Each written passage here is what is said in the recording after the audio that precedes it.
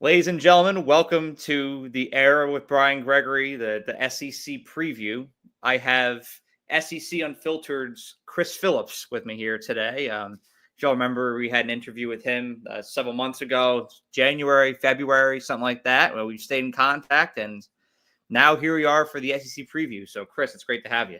Yeah, Brian, it's good to chat with you again. I was just thinking it has been a while since you and I last spoke, and here we are, man, on the doorstep of the 2025 college football season, 3 weeks away to the date from the SEC season getting going as you and I talk. So, Brian, been really proud of you watching from afar. You've done great work since the last time you and I spoke, and excited to link up with you, man, talk some ball.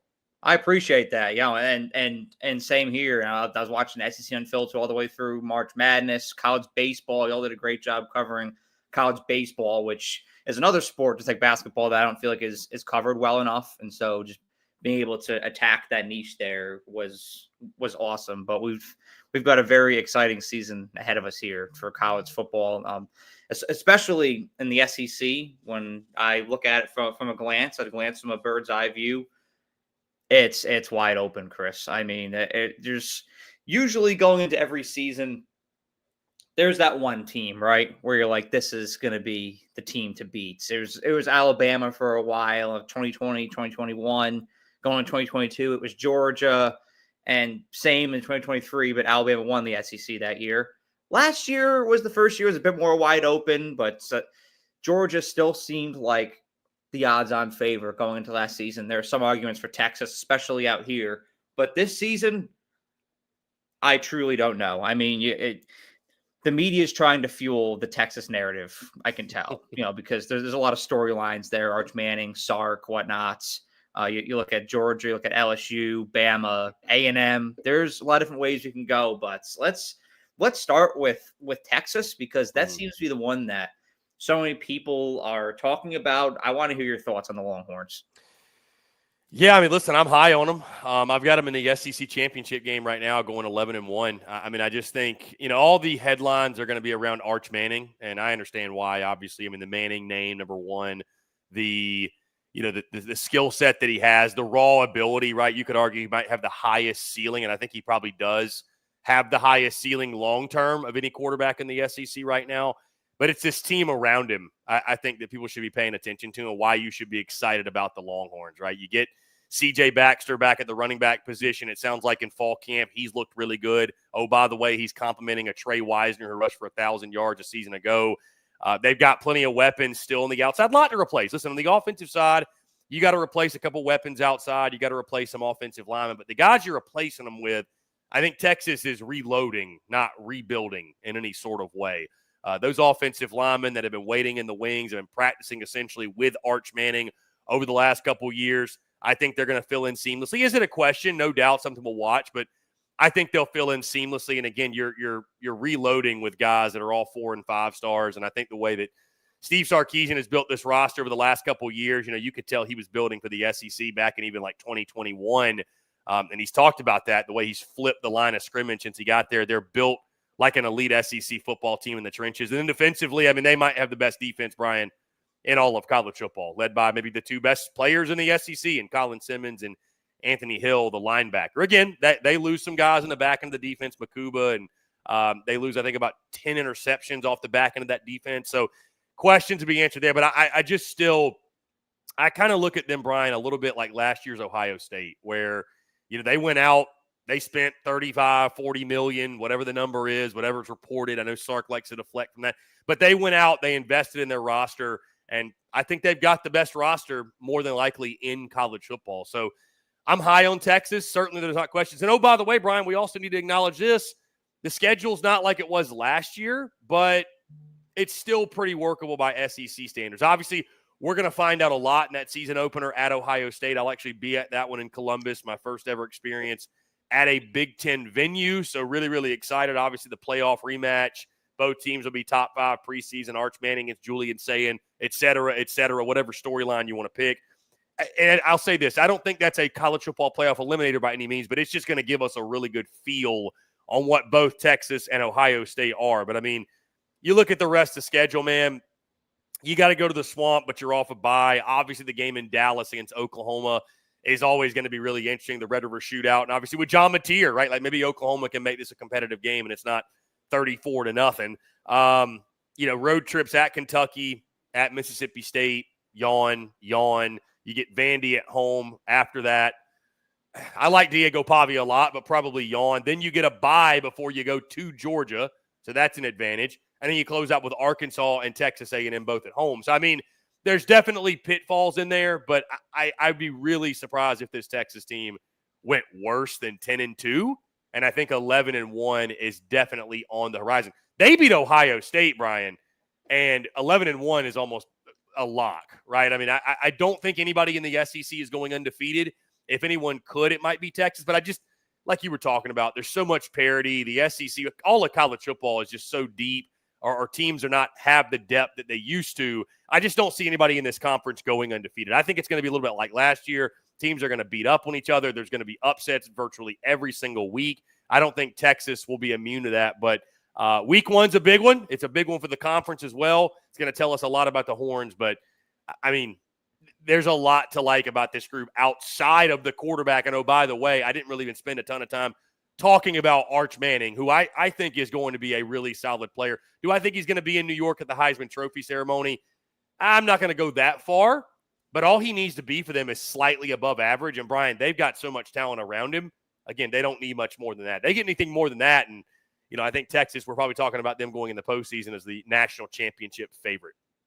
Oh, I couldn't agree more. I mean, that when you look at the structure, the way that this team is composed, right? Texas, you can say that a lot of guys got drafted last year. They lost a couple really key players. Of course, finding the next Matthew Golden in that receiving core is going to be a question, but I like Wingo a lot.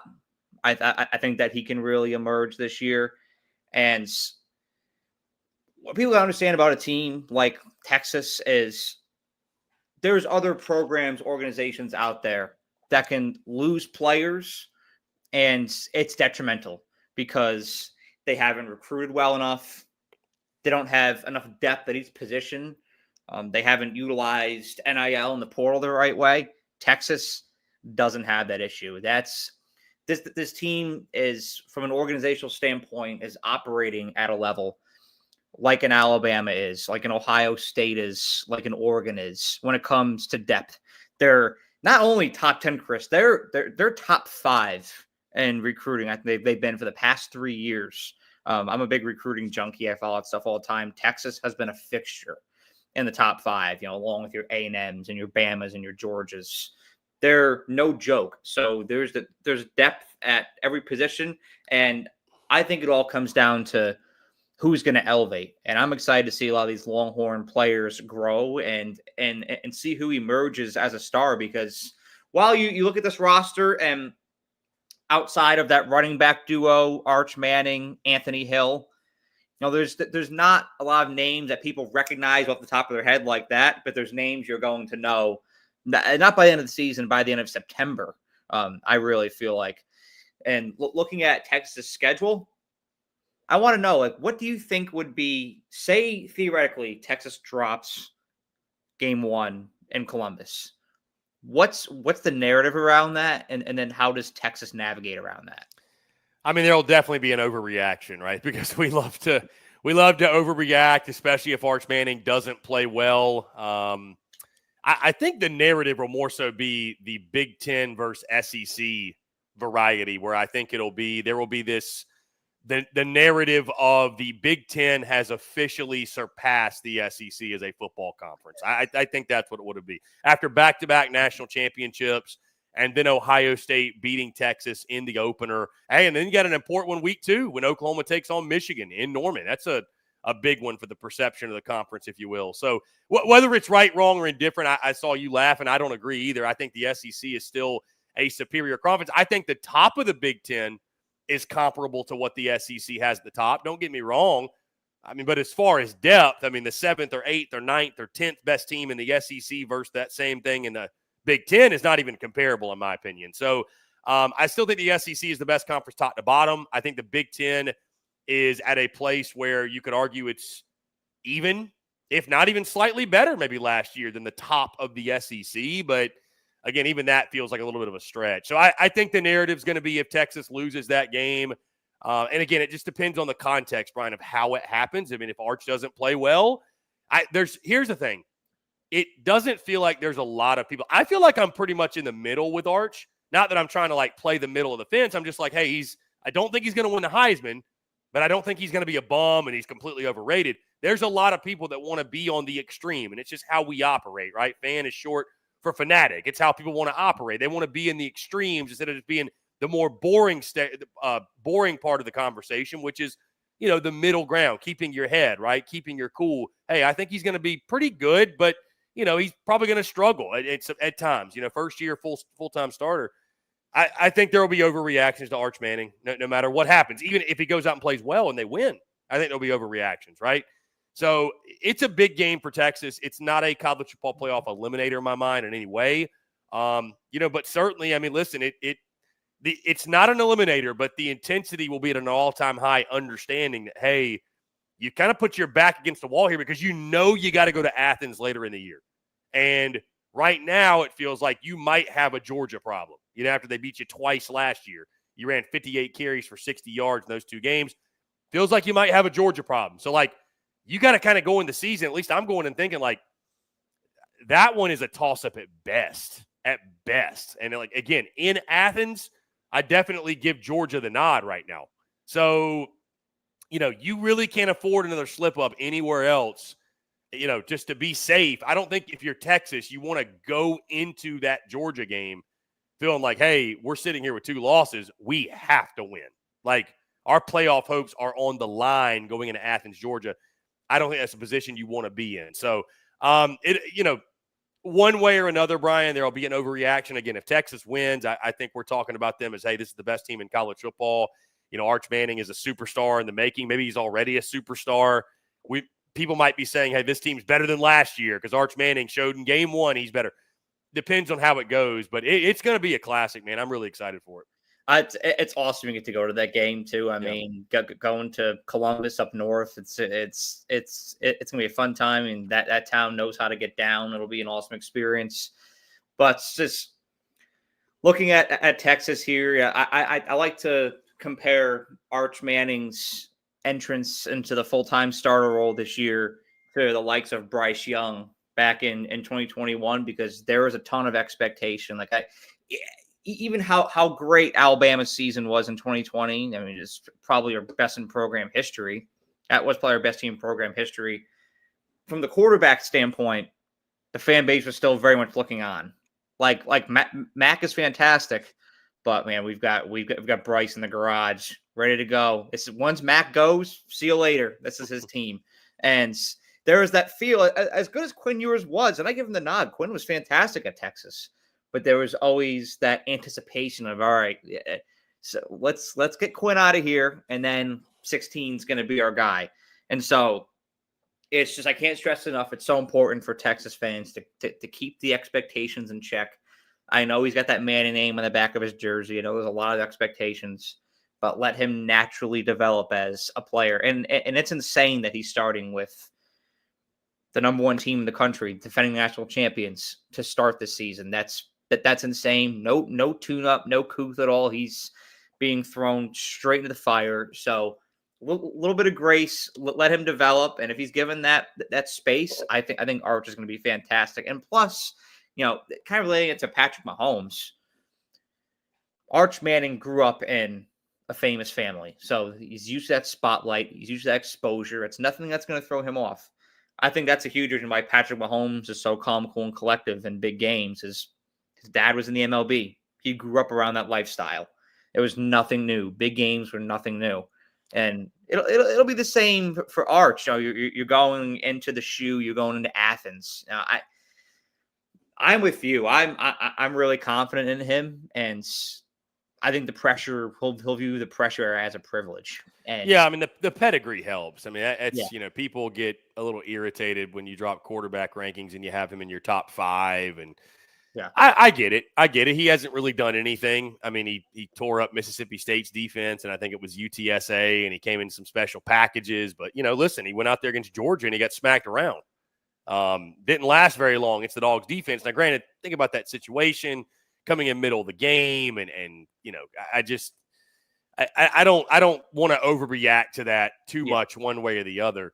But yeah, I mean, he definitely does get the benefit of the doubt somewhat because he's a Manning, and he should, man. I mean, number one, he's super talented, but number two, you just feel confident that a guy like that, like the only thing I feel like that could hold Arch Manning back, and it's nothing to do with ability. It would have everything to do with his mental. And like you said, I think mentally he is as prepared for this moment and as prepared to be the starting quarterback of the Texas Longhorns as any human being could possibly be. You know, he is conditioned for this moment.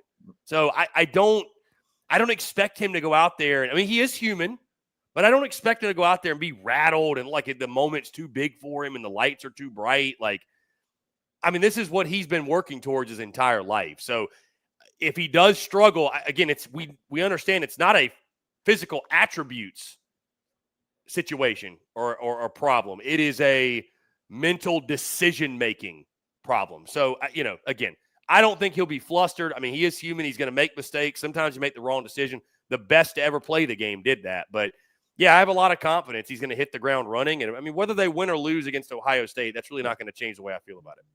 No, I feel pretty confident in Texas, and it'll that game week one. I really just view that as entertainment for us. It's not. I'm not going to use that to leverage my expectations on either of those two teams. You know, you have a whole season to paint your story after that, but it'll be a hell of an entertaining game for us. Let's talk about that program that we've aforementioned a few minutes ago. That has dominated Texas over the past year. That's the Georgia Bulldogs. And now this is an interesting team because Kirby Smart, this Georgia program, it's a team that you want to blindly trust going into every season. And I want to sit here and confidently say, 11 wins. Because at this point, you feel like if you don't, they're going to prove you wrong. And then you're going to look like a jackass. So I don't want to be a jackass on my show. I want to be a credible guy. But it's you compare a squad like this year to something like you saw in 2023. The depth of talent isn't there like it used to be, but I still feel like there's dogs everywhere on that fields. You know, we saw some very un-Georgia-like things last year. The way the offensive line performed, the way the running back room was last year. Their defensive front didn't have the same impact that's had in past years. But you got a lot of returning guys on defense, and so that equals chemistry. And Gunnar Stockton, you know, he had his ups and downs in that game against Texas and that game against Notre Dame. He has ups and downs. He got thrusted into that moment, but with a whole offseason to prepare, I think he's got a high ceiling going into the season. But what say you about the Georgia Bulldogs this year?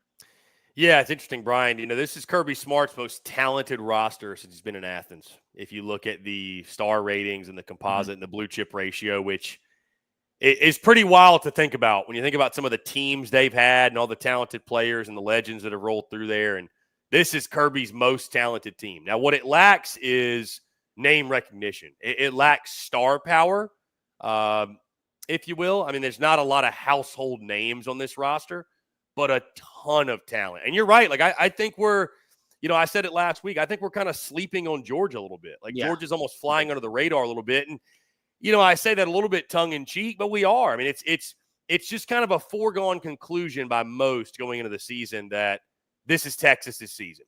You know, Texas is the new king of the SEC, right? Like, I mean, heck, there are people that said that Georgia had a down year last year. They won the conference and they beat Texas twice. So, I mean, you know, it would not be wise to forget about Kirby Smart and the Georgia Bulldogs. And especially, too, when you think about how their schedule sets up. I mean, their three toughest games, you could argue, are at home, right? I mean, that's massive. Alabama at home, Texas at home, Ole Miss at home. I mean, you got to go to Auburn. We'll see what Auburn is. You got to play Florida and Jacksonville. We'll see what Florida is. You got to play Georgia Tech at Mercedes-Benz. There'll be more dogs there than Georgia Tech fans. I mean, we'll see what Tech is.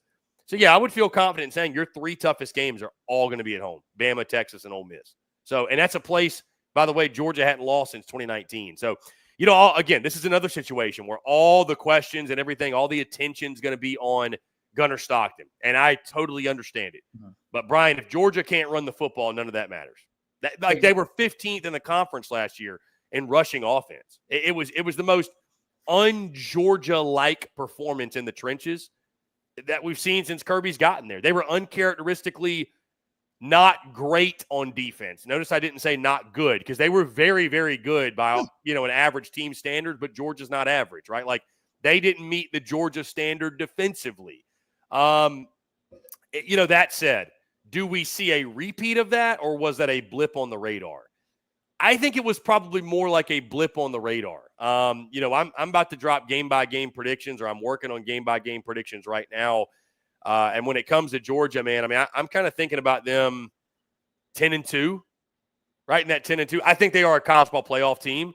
And I've actually, funny enough, got the losses for them right now to Alabama and Florida. I think Florida in a big upset later in the season. But either way, 10-2, I think they could be 11-1. And I do agree with you.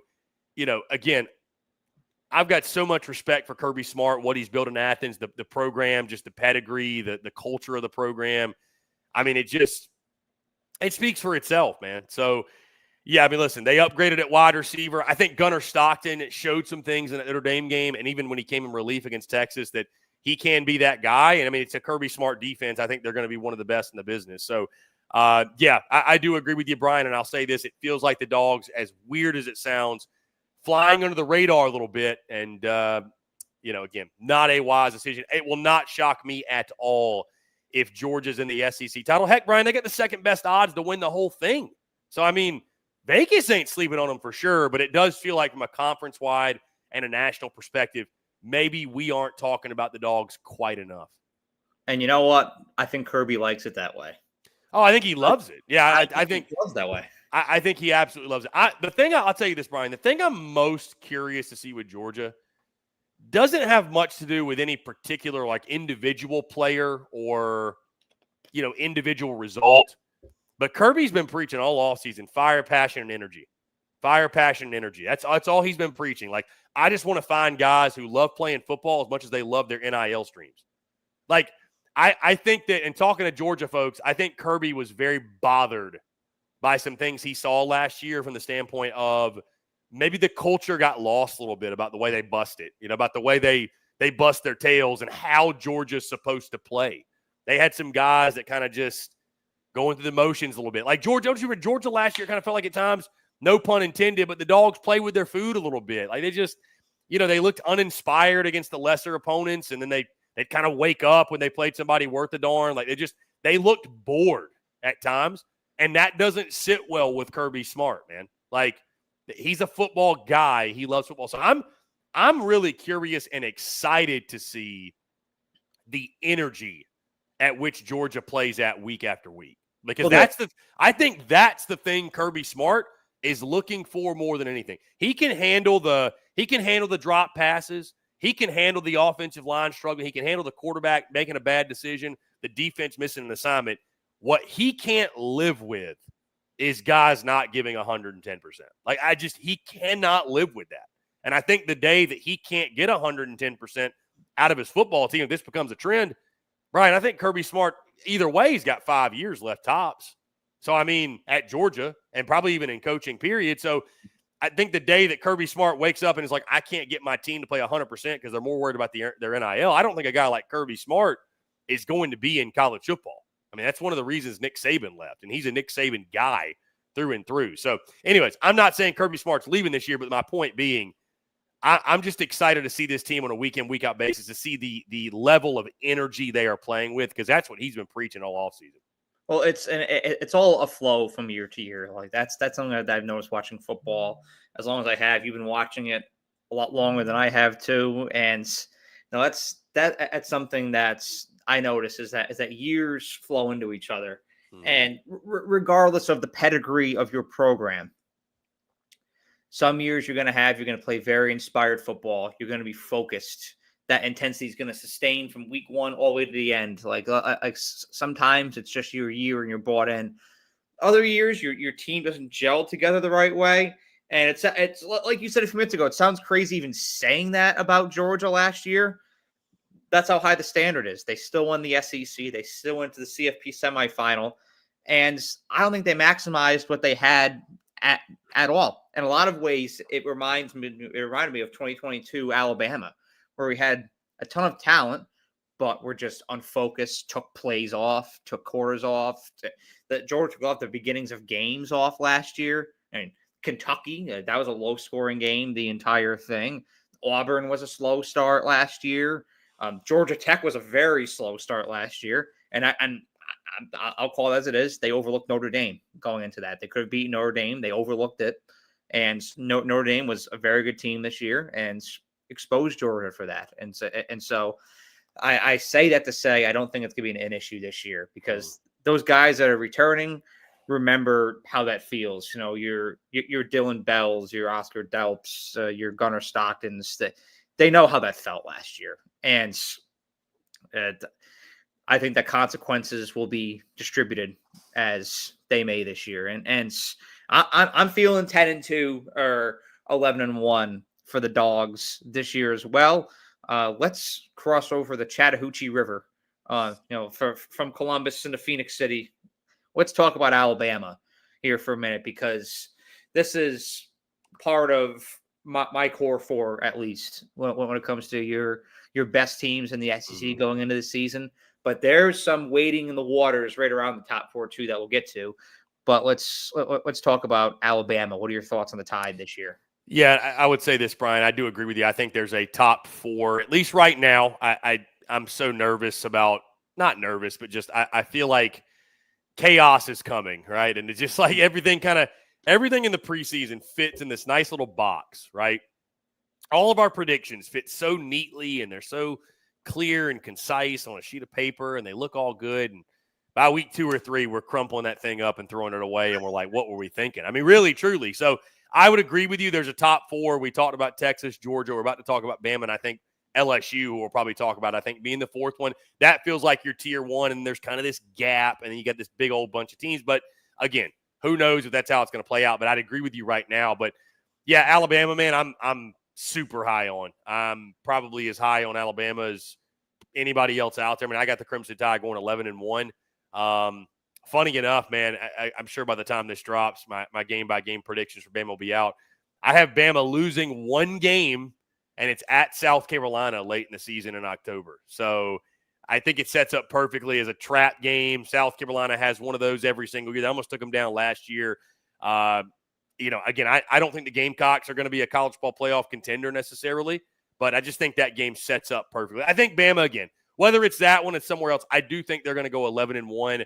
I'm a believer in Ty Simpson. I'm buying stock early. I know the kid's only thrown 37 passes in his career, but I trust Kalen DeBoer. I trust Ryan Grubb coming in as the OC. I don't think Kalen DeBoer just forgot how to coach.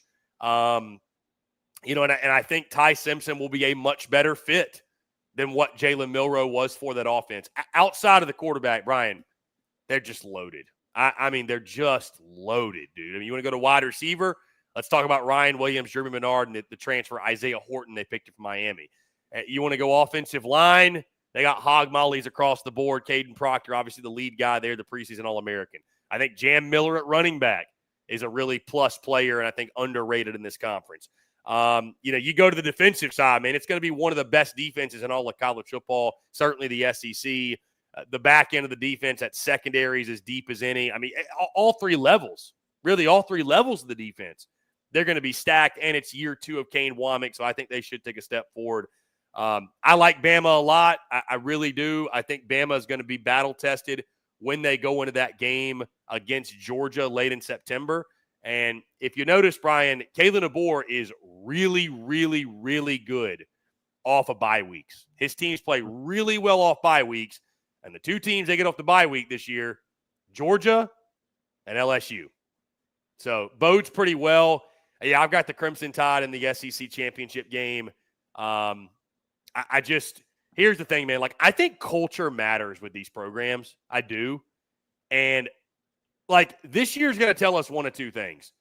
Either it's going to say, hey, the Bama standard is still there, and listen, Bama's still Bama, or Kalen DeBoer is going to lose to some teams again he's not supposed to, like Vandy, like Oklahoma last year. And I think we're going to start to question, like, hey, I don't know this guy's the guy. I don't. With this roster, there's no excuse, Brian, I think, not to make it to Atlanta. At least I'll say this, because making the SEC title game is not the end-all be-all.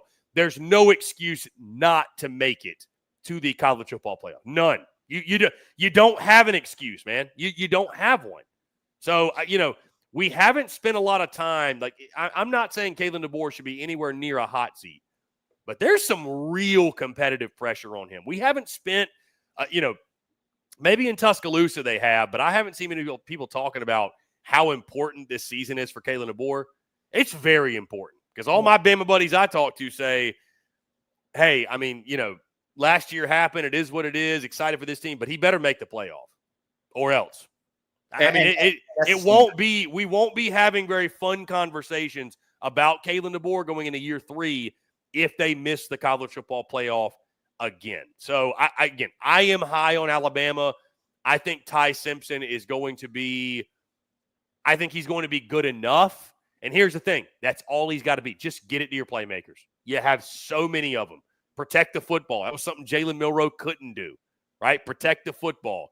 And then you got a defense that even if it takes the offense a bit to get going, you got a defense that, man, is going to win you some games. Going to win you a lot of games. So I like Bama a lot, man, top to bottom. They're one of the most talented teams in the country. And, maybe Bama's another one that maybe we've kind of forgotten about because of its Kalen DeBoer's Bama. But, I like the Crimson Tide a ton, man. I think they're in Atlanta, and I think they're definitely in the playoff. Well, there's two things that I like to reference a lot when we talk about Alabama going into this season. Number one, you got to look at the whole body of work last year. I mean, there was no talks like you got to remember at one point in late 2023 and early 2024, Kalen DeBoer was coaching Washington in the college football playoff in the national championship. And then I'll never forget it. Two days later, I'm in Russell Hall at the University of Alabama on my last first day. And I was working as a graduate assistant at the time for the sport management department.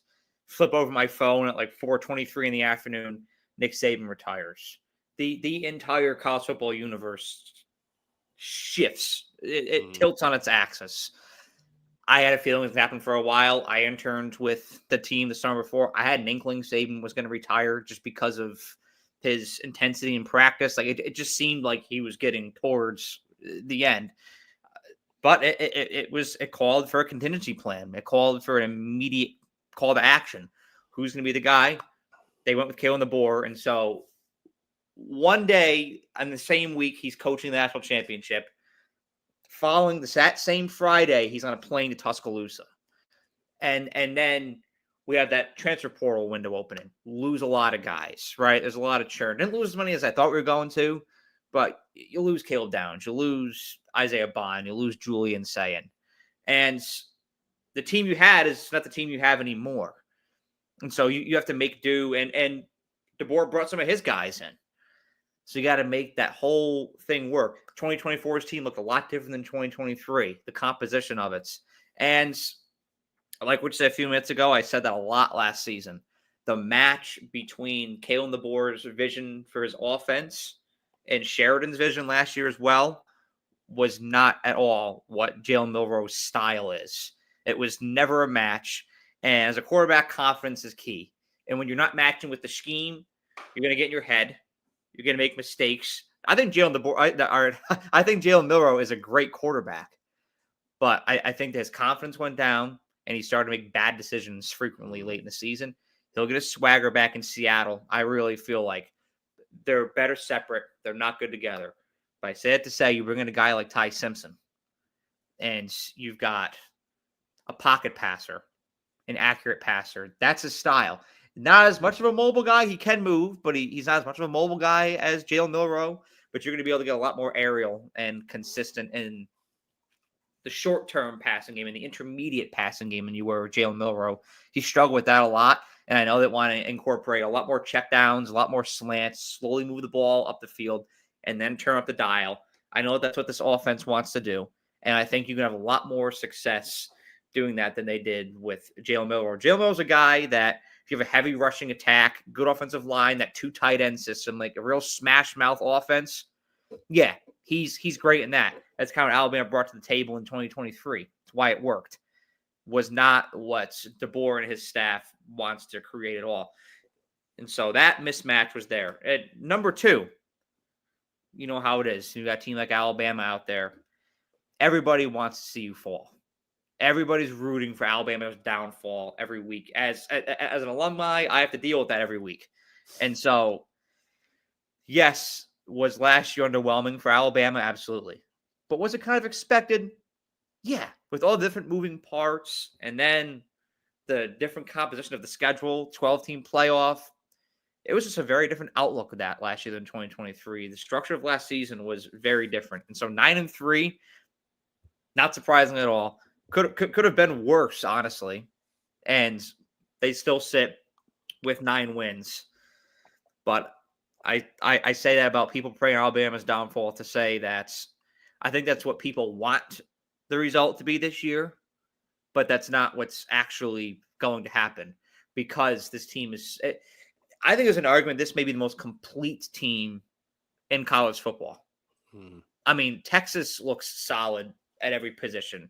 I like a lot of what Ohio State's bringing to the table. I like a lot of what Georgia's bringing to the table. But Alabama, player for player, position for position, this may be the most complete roster, most complete starting rotation in college football. And they're going to be favored most of their games for that reason. Like, I see them beating LSU, right? I see them beating Georgia. I see them get revenge against Vandy and Oklahoma and Tennessee.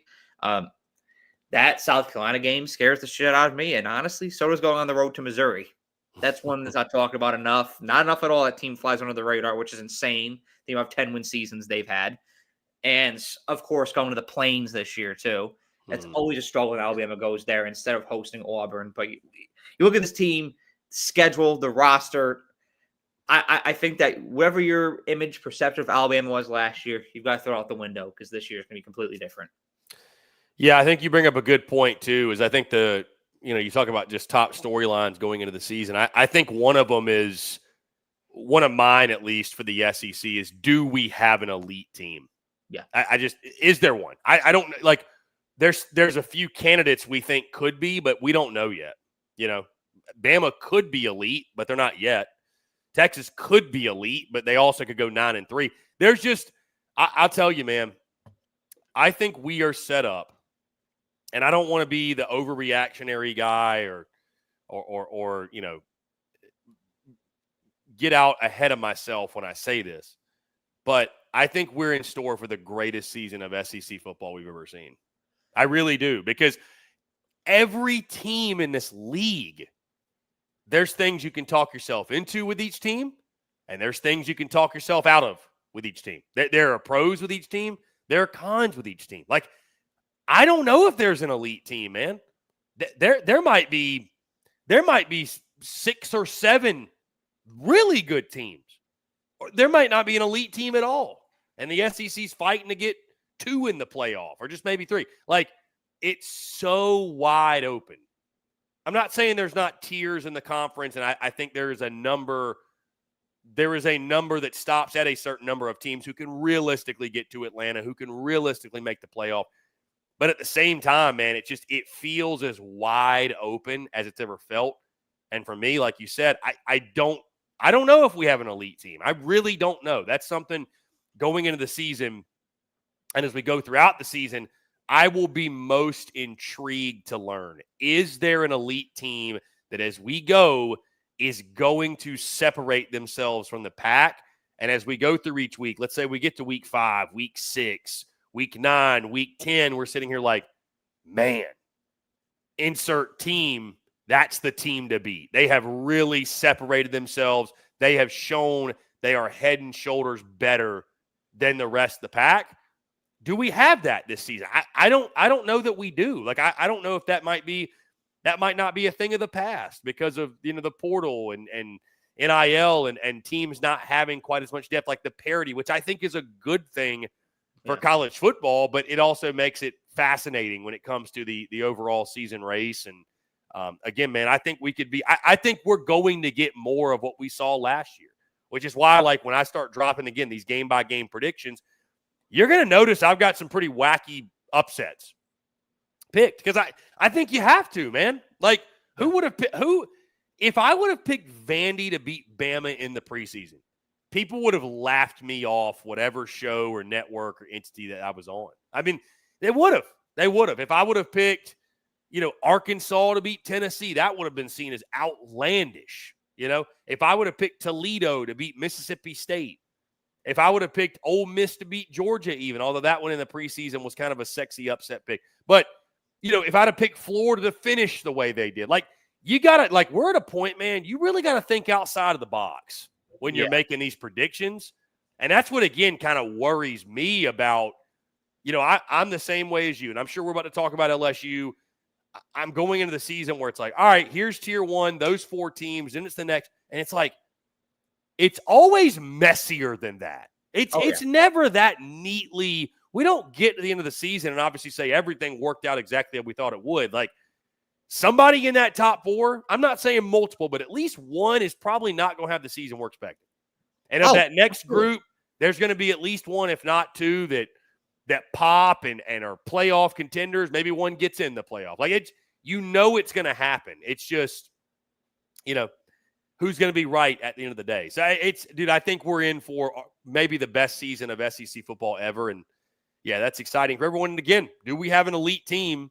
Maybe Bama could be it. I mean, they certainly have the pieces. I mean, I know we're going to look back on this video in like November, December, or something like that, and laugh at some of the shit that we've said here. Because I mean, we do that every year, man. I mean, we do it every year. It's why, like, you and I think the last time we spoke, it was a lot about like the media journey and everything. And I kind of always laugh in our space that the people that are so worried about being like ball knowers. And I'm like, there's never been something that's been less important than being a quote unquote ball knower. Like getting every prediction right or quote unquote knowing the most ball. That doesn't matter, man, because nobody's 100% anyways, So, like, do the best you can with picks. Obviously, you need to know something. You need to know your subject matter. But what I'm saying is, like, dude, nobody knows. Like, really, truly, like, dude, we could. I mean, it's dude. Like, look at Nick Saban on game day. Look at his picks last year. You think he don't know ball? He knows more ball than everybody put together. Yeah. He still got picks wrong. It's gonna happen. It just happens, dude. So. Yeah, you kind of got to go into the season, again, thinking outside of the box a little bit, man, because the chaos is coming. Oh, yeah. It's at this point, you got to expect every season to be somewhat comparable to 07. 07 was foreshadowing to what we'll be getting here in the 2020s, I really think. Then speaking of 07, the team that won it all at the end of that whole thing was the LSU Tigers. This is a team that could arguably have the best quarterback in the SEC, Garrett Nussmeier, and I'm happy to hear that he's okay. I know that he had a bit of an incident in practice the other day, and I was at work and getting texts from people, oh, dude, Nussmeier just tore his ACL and this and that. I'm like, oh, shit. And so I go into Twitter, and granted he went down, but it was never confirmed ACL or anything. They just looked at it. Mm-hmm. So he's good to go. But the main thing that I look at with LSU going into the season is how bonkers they went in the transfer portal. So a lot of transfers on this team, but they looked at a lot that was wrong with last year's team. And you want to talk up front. They got no pressure on anybody last year. That's why A&M ran all over them. That's why Bama ran all over them. Well, they brought in Patrick Payton from Florida State, who I think is going to absolutely turbocharge that line, and Jack Pyburn as well. And you have Harold Perkins coming back as well, which is massive. He was injured last year, so he comes back. He's fully healthy. I expect a big season out of Whit Weeks as well. We really started to see him emerge last year. I think we have a big season out of Whit Weeks. lot of their secondary, some pieces of their secondary, their transfers. So, I want to see how that all comes together. I know that was a thing in 2023. Can't possibly be that bad again. And I really don't think that it will be. But that wide receiver tandem of Aaron Anderson and Nick Anderson with Garrett Nussmeier, if that offensive line can hold up, I think that can be cinema this year. And Chris Hilton and Barry and Brown. I mean, dude, you got people in Baton Rouge saying this might be the deepest LSU room of all time, which is like, it feels like a pretty bold take. I mean, it's talking season. Don't get me wrong, but here's the thing. It's time for Brian Kelly. It's time. We were talking about the pressure on Kalen DeBoer to make the playoff. The pressure on Brian Kelly to make the playoff is next level, as it should be. As it should be. I mean, it is time. Like BK said, judge me off year 3. Well, the product stunk. They went 8-4, right? Yeah. They went out and gave him everything you possibly could when it comes from a roster standpoint. They went out and got everybody, like everybody they could ever need to a point where Brian Kelly is out here saying that this is the most talented roster he's had since he's been in Baton Rouge. Is it? Maybe it's debatable. I mean, some people debate, but very talented roster. They went out, you mentioned some of the transfers. They went out and got him everything. Everybody he could ask for. Yeah. So there is no excuse. And I mean, it starts in week 1 for them, Brian, against Clemson. And I think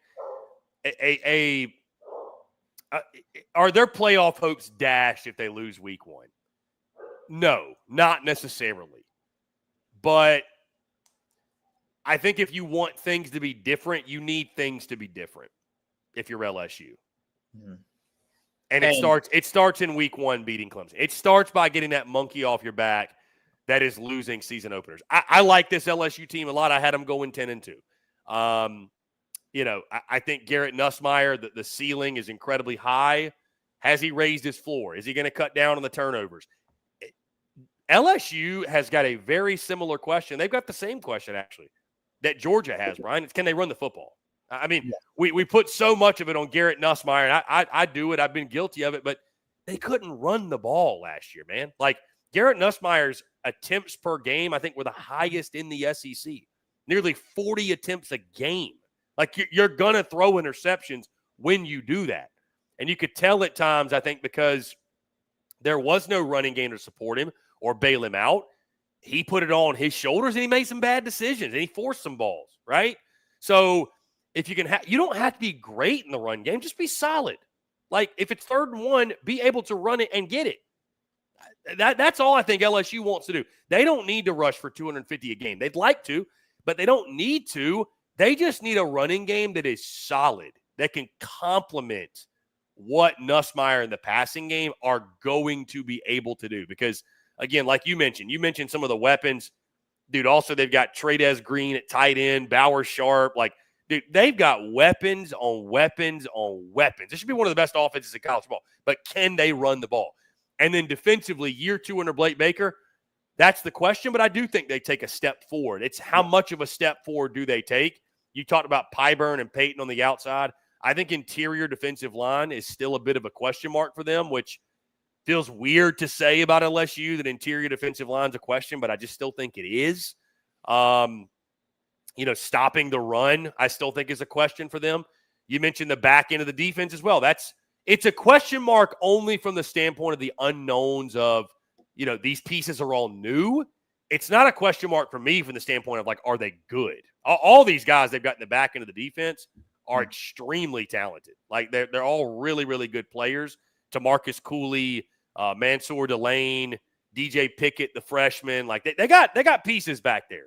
But how does it all gel and come together? And, I mean, it has to come together very quickly because you are taking on a Clemson team in week 1 that, has got college football playoff and national title aspirations of their own. So I'll say it again, man. There's just kind of like what I said about Bama.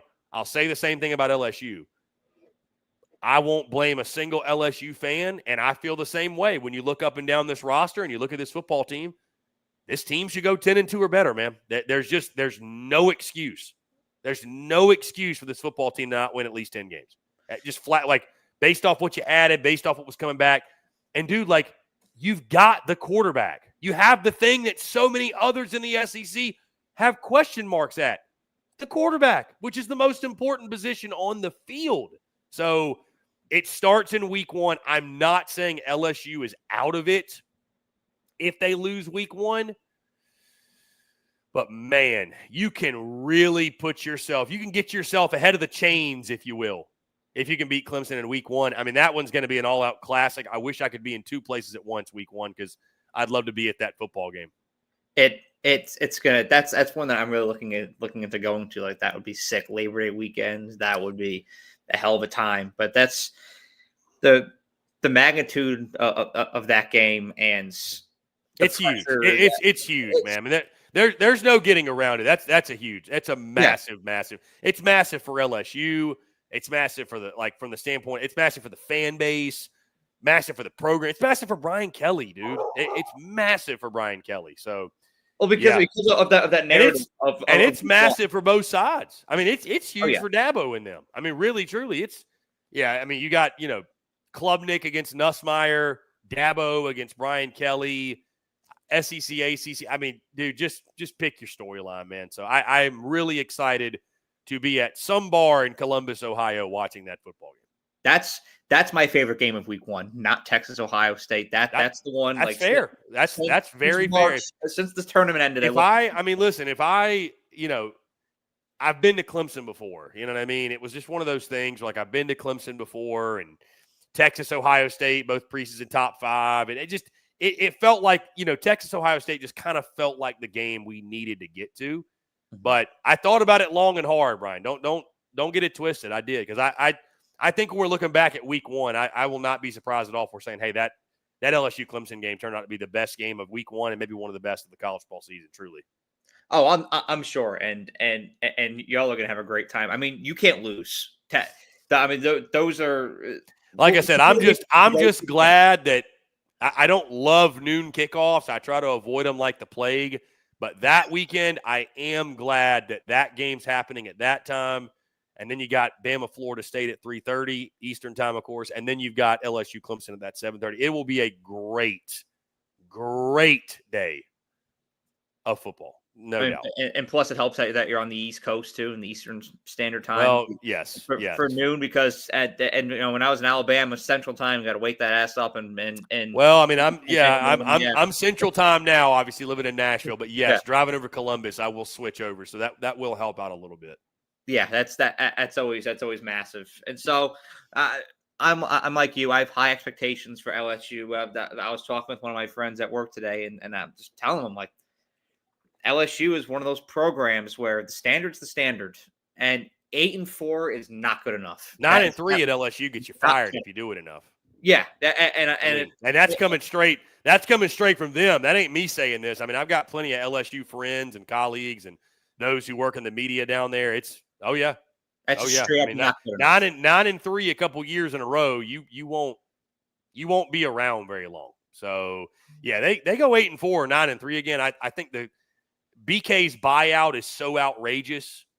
He'll be fine, but the seat going into next year will be scorching hot. Like, so that seat to be so hot you could boil crawfish on it. Straight up. I mean, not a dirt bug. Yeah, exactly. So, but yeah, there's nothing they can really do about it right now because, like you said, that buyout he's kind of locked in for the time being. But it's the temperature in the room is already high there. I mean, I've got some LSU friends, and I asked them about what their perception of everything there right now, and it's uncomfortable. I think it's hotter than a lot of people outside of the Louisiana stratosphere realize. It's hot. Like, if you live where I'm from in northern New York and you see LSU, you're like, oh, Brian Kelly's probably all right. But when you get into Louisiana, that seats. Yeah, people don't realize Louisiana is different, man. It's like a different country down there. So they're expecting. I mean, listen, their expectations are super high, but they should be. I mean, that's a proud program that's won a lot, and again, man, they spent a lot of money in the portal. They spent a lot of money to put together that roster he's got. So it's time to deliver. Yeah, it's the ingredients are in place. now that they got to season the sauce, and Yeah, when they deliver that thing on Sunday dinner, it better be damn good. you're damn right. Let's go back out to the Lone Star State here. We covered Texas. Let's talk about A&M here, because this is another roster that I really like. I don't think the offensive line is being talked about enough. Them dudes are massive on that line, and depending on how it all comes together, I think this could be one of the better lines in the SEC. Of course, you've got the three-headed monster at running back, and you're complementing that with Marcel Reed, a dual threat quarterback who I think is not getting enough love right now, not getting talked about enough as nearly as much as the other SEC quarterbacks are, and he should be. Brought in Casey Concepcion, who's going to had a whole other speed element to that offense, and then a lot of guys I like on that defense. TJ Searcy, Torian York, Eli Ricks, the guy from Bama, like a couple years ago. There's a lot of guys I really like on that defense, and so A&M feels a little bit different to me this year because, again, being out here in Texas, I know a lot of A&M people, and a lot of them have what is known as battered Aggie syndrome. And so when you're so numb to going 8-4 every year that just becomes your foregone conclusion going into every season. And you'll have a camp of people trying to tell you, oh, well, this is different this year. This is different last year.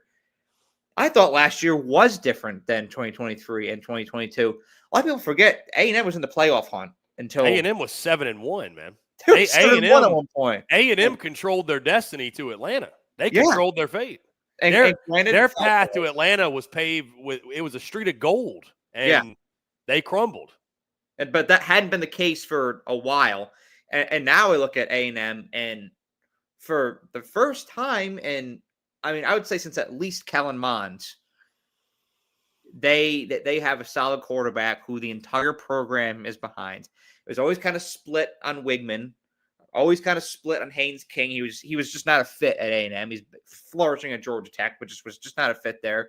The Jimbo Fisher administration was not great developing quarterbacks, but I saw Elko did with Riley Leonard at Duke. I'm seeing what he's already doing with Marcel Reed, and having that coach quarterback duo is something that A&M has not had in a while, and I think it's going to pay dividends this year. Yeah, I think Marcel Reed, Brian, is – I won't say he's the most important, but he's one of the most important players in the SEC, in my opinion. I think he's a guy that will shape the way the SEC shakes out in 2025. I really do. Like, if you tell me Marcel Reed's stat line right now, I will tell you the kind of year, obviously, the Aggies had and whether they make a playoff run or not. Because here's the thing, and I want to commend everybody in the college football media, fans, everybody. I think we've all done a really good job of keeping the expectations and the hype realistic for A&M this offseason. It hasn't been crazy. There's been a few people out there. We love to overhype A&M. I think for the most part, everybody's kept a pretty level head. So I commend us all out here for being like, hey, let's just cool it a little bit. But it's interesting because it's like, I've done other previews, other shows, and you'll get like 20 minutes in the combo, and you're like, man, I haven't even talked about A&M. Because it's like I've almost kind of conditioned myself to be like, hey, you got to show me. And I'm still in the show me mode. But you slap another logo on that helmet, and you give me that roster. I'm like, this team should be favored to go to the play. This is a playoff roster. Mm-hmm. Because of, like you said, like they might have the best offensive line in the SEC. That three-headed monster at running back. The weapons on the outside that they added, like you mentioned. Marcel Reed, who if he takes the next step forward, could be a top 5 quarterback in this league at minimum. And then defensively, I know there's some questions here, but it's Mike Elko. They're going to play good defense, Torian York is a vastly underrated football player. Very underrated. So, I think when you look at them, Brian, you look at the schedule, right? At Notre Dame, week 3, going to be really interesting. Non-conference, going to give us a good idea what the Aggies are. Here's how the schedule shakes out. Bye week, Auburn, Mississippi State, Florida. At Arkansas, at LSU, October 25th is a big one, right? That's a big one. Okay. The home team has had a lot of success, obviously, in that series.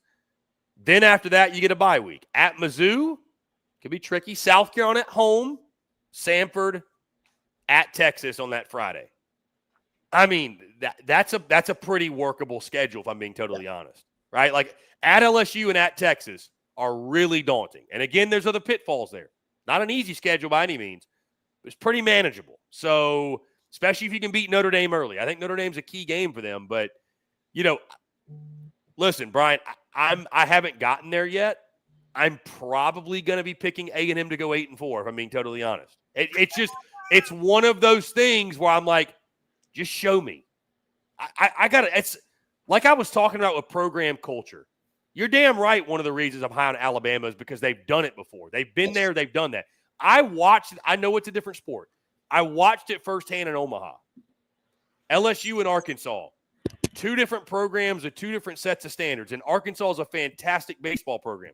But LSU got to the finish line, and their culture, they expected good things to happen. They expected good things to happen, right? Arkansas did not. They had that self-doubt. In moments like that, I think culture prevails. Alabama, at some point, like this is Alabama, man. You're supposed to win. You don't hope to win. You're supposed to win. We are Alabama. We win at the highest level. We're the standard of college football. We compete for championships. If we don't win a national title, we had a bad year. That's the feeling in Tuscaloosa, right? Like, I'm not saying Texas A&M can't break through their glass ceiling they have for whatever reason, but like, dude, at some point, when you average 8 wins a season over the last 20 years, you are what you are. Mm-hmm. Until I see different, you are what you are. I thought they had a good year last year because I kept expectations realistic going into year one of Mike Elko. I thought people were getting crazy. It's like, it's year one. He's changing a culture. Like, people don't really give enough credit to that, right? And like how much that takes and what a coach is really fighting behind closed doors. They got a fantastic group this year. I think they could get to 9-3. I really do. Anything above that, man, you're just going to have to show me. Like, you're going to have to show me things are different. And like, I know that frustrates some Aggies out there and that frustrates some people, but like, history doesn't define you. But it is a pretty good indicator of what may happen in the future, right? And like I said, you're not defined by your previous experiences, but you can't tell me there isn't something, I don't understand what it is, something deeply ingrained in that program where it's like when they're on the verge of breaking through, there's something there that's stopping them. There's something there holding them back. Whether it's some mental, like, again, they expect, when's the other shoe going to drop? What's the punchline? Like, they just, something happens, and until I see them break through and see Mike Elko do it, see the Aggies do it under his leadership, I'm not saying it's impossible or they can't, but I certainly won't be picking it. So, 8-4, you're right, Brian. It's as safe as a pick as you can get when it comes to Texas A&M. It's probably what I'll be picking the Aggies to go. And it's probably what I'll pick the Aggies to go from here on out year after year until I see otherwise that they're not that program anymore.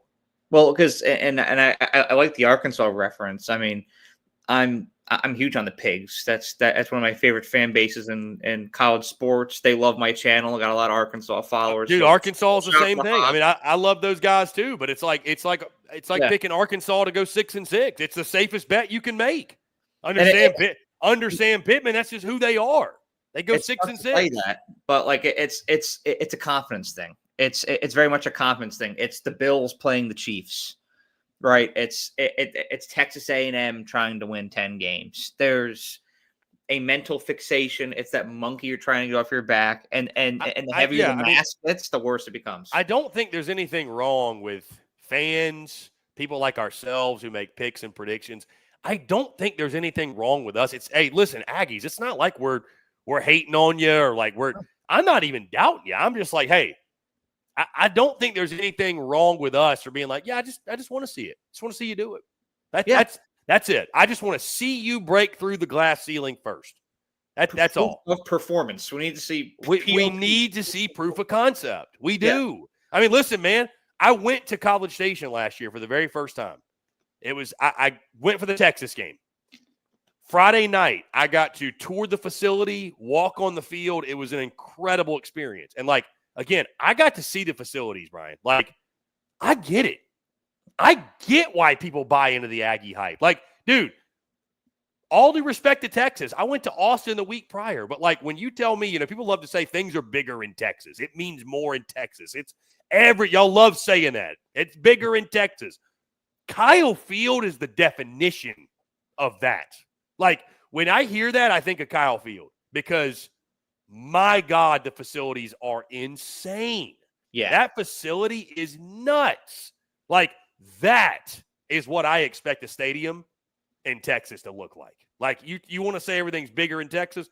That's what it looks like. Like, so I get it, man. They have the facilities. They've got the boosters. They have the money. They've got everything they need to be successful. They have everything. And so now it's just a wait and see game of do the results come? I mean, the only way you break out of that rut of that whole 8-4 thing is like the people that are in charge and people that are within leadership.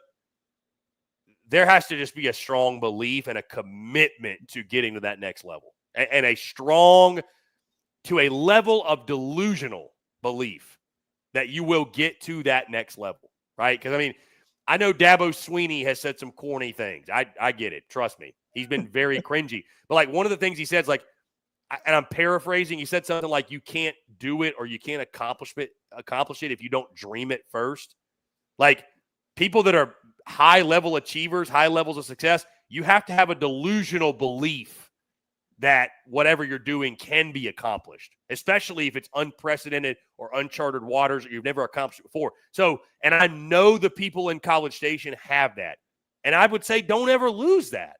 But again, going back to us, we're just innocent bystanders trying to pick games, wins, and losses and make some predictions that don't seem crazy. Like, at some point, man, I can't pick A&M to go to the playoff every year. There's some people out there that they pick them to go to the playoff every year. Like, I just can't do it. I can't do it, even though you got everything in place. Let's see A&M go cash in and go win some games. Well, you don't want to put your reputation on the line either, right? And like I mentioned that Bills Chiefs example. I will not pick the Bills until I see proof of performance. Penn State, Ohio State. I will not pick Penn State until I see proof of performance. And as much belief as I have in Mike Elko and the staff in place there, because I do think that this is, and that's part of the reasoning behind the consistent 8-4 seasons out of A&M is they haven't had that coach and quarterback duo. It's been absent, and that's what brings you to the next level. You've seen it so many times out of your Alabamas, your LSUs, your Ohio States, and you have not seen it out of A&M.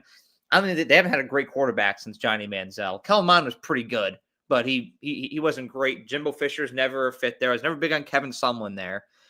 Now you have a coach who I think is a great culture builder, did it at Duke. I think he's very well in the process of doing it now. And you've got an extremely dynamic quarterback in Marcel Reed.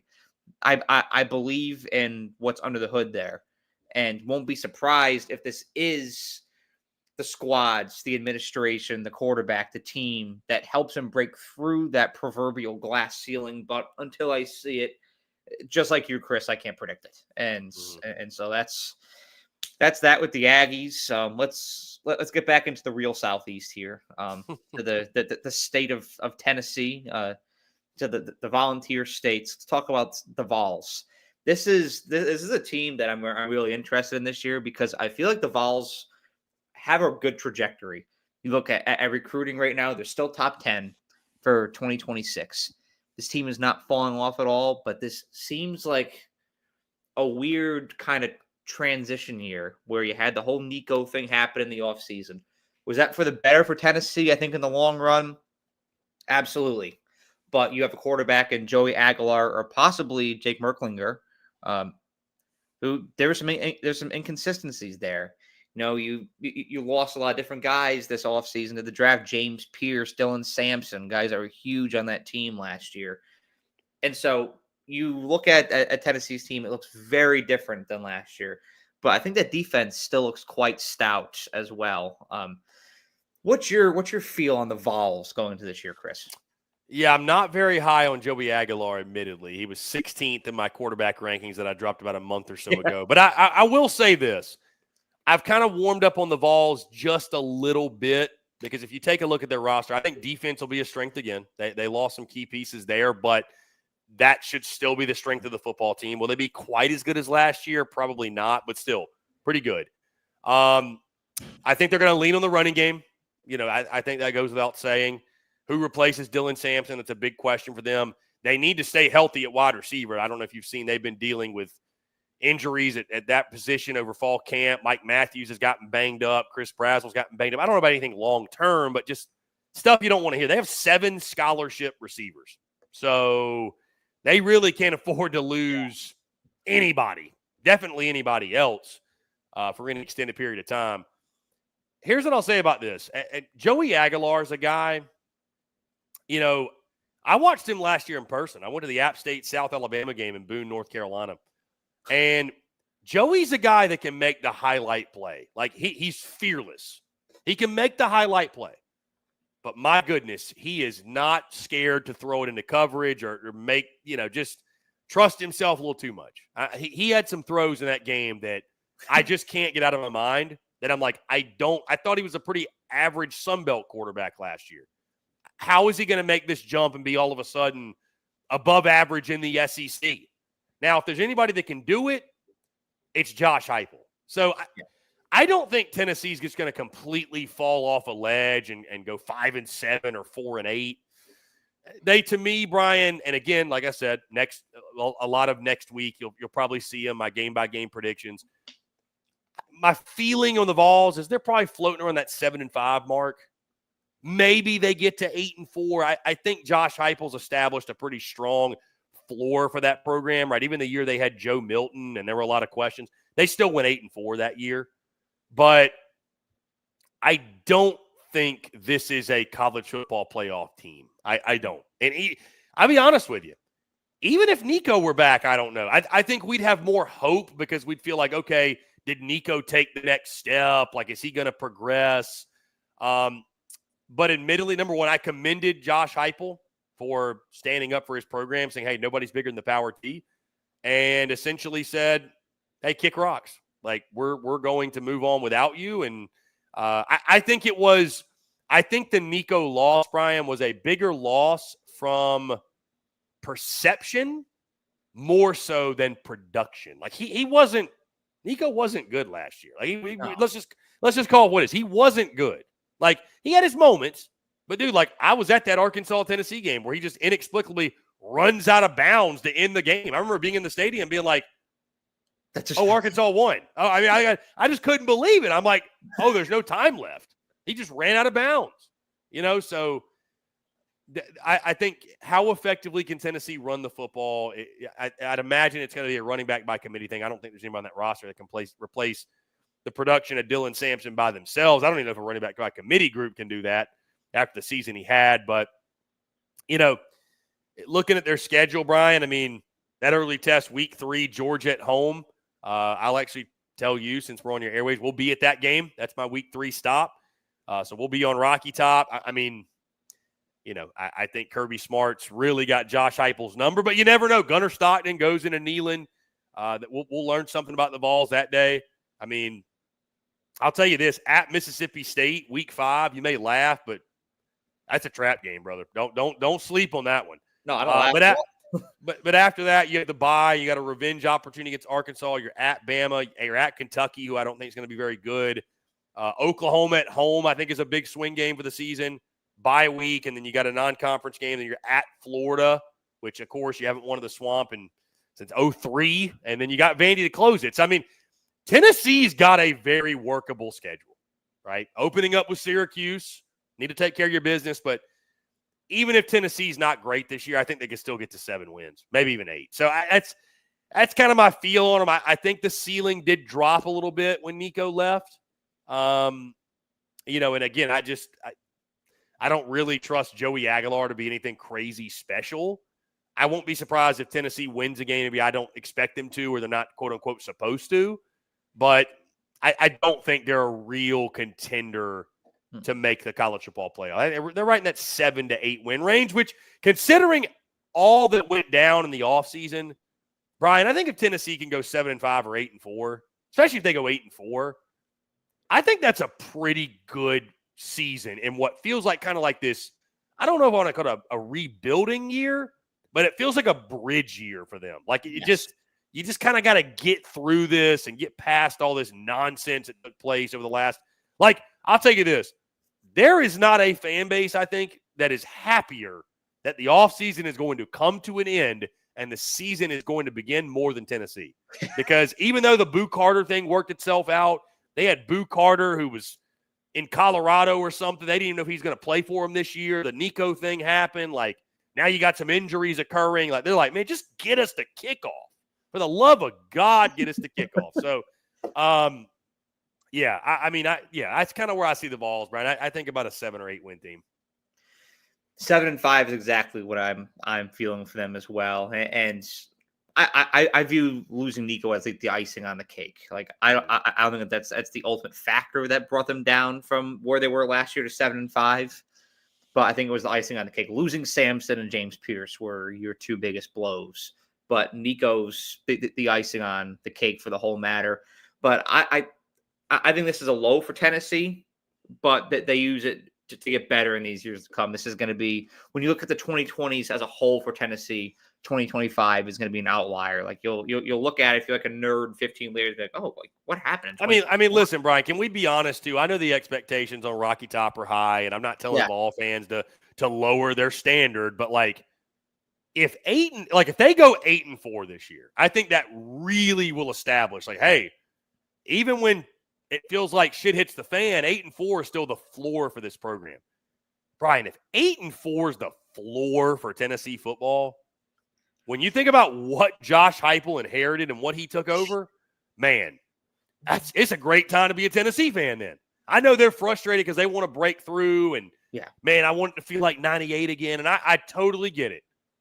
But my good, like, keep a little perspective on where Tennessee football was just 5 years ago and where they are now. They go 8-4 this year, and that's the floor for the program. That's a pretty good place to be. Oh, that's solid, because I mean, and when I was in high school in the 2010s, I mean, Tennessee was pathetic every year, and growing up an Alabama fan, that game didn't have the same feel that does now. You look at Tennessee and you're kind of like, all right, this is gonna be a clobbering this weekend. Like, you're expecting a 45-10 victory. That's not the case anymore. I mean, I'm just hoping to win when we play Tennessee now, because we're 2-2 in the past 4 years, and so the feel around that program is a lot different. And if you're beating Alabama every other year, and you're looking at 8-4 as, or 7-5 as a down season, that would have been viewed as a success in 2018. So this program has come a long way under the guidance of Josh Heupel. But let's talk about another kind of riser, if you will, in the same state, in Nashville, right down the road for you, Vanderbilt. This is a team I definitely have my thoughts on, and Clark Lee has done an amazing job at reviving this program. But I want to say this about the Vols going into this, or about Vandy going into this. Nobody saw it coming last year. Vanderbilt exceeded people's expectations all over the board last year. Could you expect them to be like 3-9 every year? Like, there's always like that running joke in the SEC community about, Vandy this, Vandy that. And I remember, Chris, watching them week 1 against Virginia Tech. And a lot of people had high expectations for Virginia Tech going into last year. And Vandy just carved through that defense all afternoon, moving the ball better than I'd seen them move it in years. You could tell Diego Pavia had an it factor that none of their quarterbacks has had in the past decade. And it's like, wow, this is something. And so much to the effect that I was riding back with one of my friends from the Alabama-Georgia game last year. We drove out to Tuscaloosa, and we were coming back to Texas. And I said to him, I'm like, this is a great win and all, but we're going to Nashville next week to take on Vandy. We cannot let the high of this game distract us and overlook Vanderbilt, because this is actually a good Vandy team. And he laughed at me. I'm like, laugh now, cry later. Yeah. This is a damn good Vandy team. But the point I'm making last year with the Commodores is nobody expected it. They shocked the world. Now you have a year of tape on this team. You have a year of tape on Diego Pavia. And they've been talking a lot of shit this offseason, which does not help their case at all. So there's a target on their back. You have tape on them, and you know what to expect out of Vanderbilt this year. And everybody likes to look at Diego Pavia. It's great. You know, I love Cedric Alexander at running back too. I think he's a star as well. This O-line is all transfers. I don't like that at all because an O-line is all about chemistry. It could fuse together perfectly, but there's not a lot of cases of this working out well at all. And so whereas Vanderbilt came out of the woodwork last year, I think this may be a bit of a back to reality year. I think kind of like a 5-7 or 6-6 year for the Doors this year. What do you think? I mean, heck, I think if they followed it up with 6-6, I think it'd be a really good year. Yeah. I mean, here's the problem, and I love Diego Pavia. Some people have got their. I've disagreed with some people on this actually. That I love the energy Pavia has. Like Vanderbilt needs that. I was talking about earlier, like that delusional belief that something will change or that you will have success. Like Pavia obviously has it. Some people take that as a disrespecting of his opponents, or they take it as a, he's just ignorant or just stupid or whatever. Like I think Vandy needs that. Like they need somebody if you're really going to change the culture there. Like you do have to have a delusional sense of belief that you can do it, and that you're the best, and that's the only way you change the standard and change the culture. I love it. I mean, he's an electric factory dude. He's so much fun to watch and listen to. The problem is the schedule. I mean, and you mentioned too, like the offensive line's another question mark. Like I think they should be really salty on defense, right? What weapons do they have outside of Eli Stowers, the tight end, who's so fantastic? Is Junior Sherrill going to finally emerge? But I mean, dude, all those games where they pulled those big upsets last year, they got to go on the road now. You got to go to Virginia Tech. You got to go to Alabama. I know you didn't beat these last two, but you got to go to Texas. You got to go to Tennessee. You still have LSU. You got LSU coming to town. You got Missouri coming to town. You got Auburn coming to town. So, getting back to 6 wins. I mean, dude, you got Georgia State coming to town in a revenge game, believe it or not. If you're Vandy, you need to go at least 3-1 in the non-conference, right? At Virginia Tech, week 2 is going to be really, really tough. Lane Stadium will be rocking again. They'll be looking for their own revenge. We already know it's a night game. Mm-hmm. You got to go 3-1 in the non-con, and then where do the 3 SEC wins come from, Brian? You got to beat Kentucky, right? Outside of that, man, I mean, you haven't beaten South Carolina in almost 20 years. I don't think you're going to go to Tuscaloosa and do it again. Bama will be ready. Bama will be ready. I'm not saying they have the game circled because that feels insane, but Vandy will have Bama's attention. I can assure you. I don't think you do it again. Highly doubt you beat an LSU team at home. Mizzou and Auburn. I mean, listen, Diego Pavia kind of runs the state of Alabama right now for the time being. He's the mayor. So, I mean, and he owns Hugh Freeze. So I'm not saying that one's not doable. But then Missouri, like you said, I think too, I think Mizzou's a little bit of a team that we're sleeping on a little bit that could be really – and I like what Eli Drinkwitz has done. And that is one I think Vandy could get at home, but a coin flip at best. So, yeah, I mean, listen, if they get to 6-6 with the schedule, I love Diego Pavia, but they had a really, really good year. So, because I think maybe we make too much of this. I mean, teams are going to want to beat Pavia's ass. There's no question. Yeah.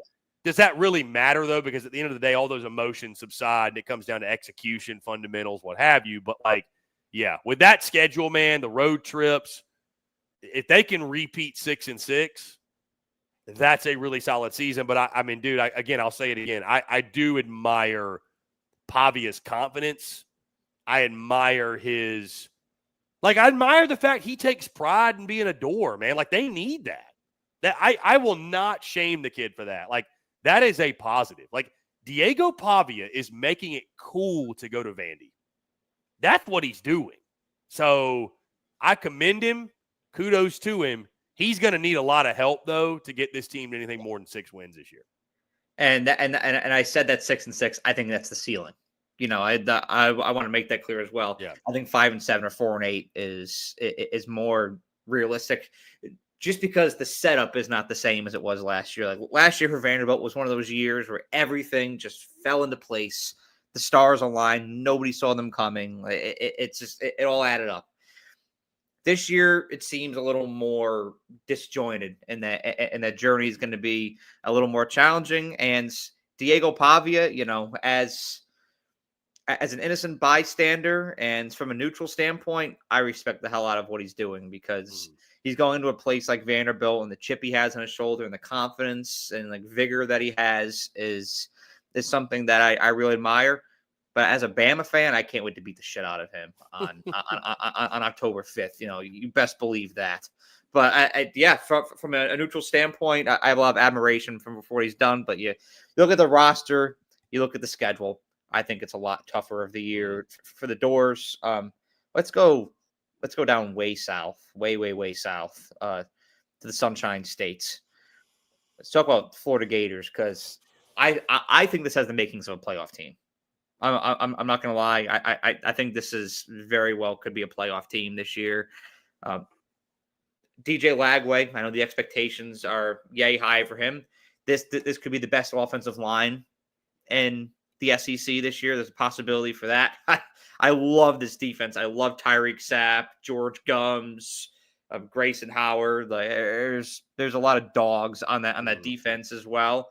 And I like Eugene Wilson. I'm expecting him to take a step to the next level this year. And then Dallas Wilson, like you've got one of those freak receivers coming in, like a DeCorian Moore or like a Ryan Williams or Jeremiah Smith, like just one of these 5-star freshmen that could just take off this year. And so I know the first thing that always comes to mind with Florida is the schedule. And it's daunting. But I have a different feel going into a lot of these games this year based off of how the Gators finished last season. Beating LSU, beating Ole Miss. Like they had such strong exclamation point finish to the year last year, and I think it translates into this year. I think Florida has a lot of success this year, and I think this could be a 9-3 team that finds their way into that 10, 11, 12 seed. But what do you think? I think Florida's certainly got the potential. I mean, I think their season all comes down to DJ Lagway's health. I don't think any team is their ceiling more controlled by what the status of their quarterback is. But assuming he's healthy, I think I love this Florida roster. My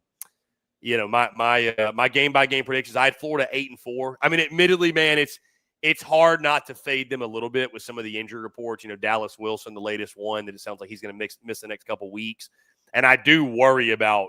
Can DJ Lagway make it start to finish healthy? I'll be totally honest with you.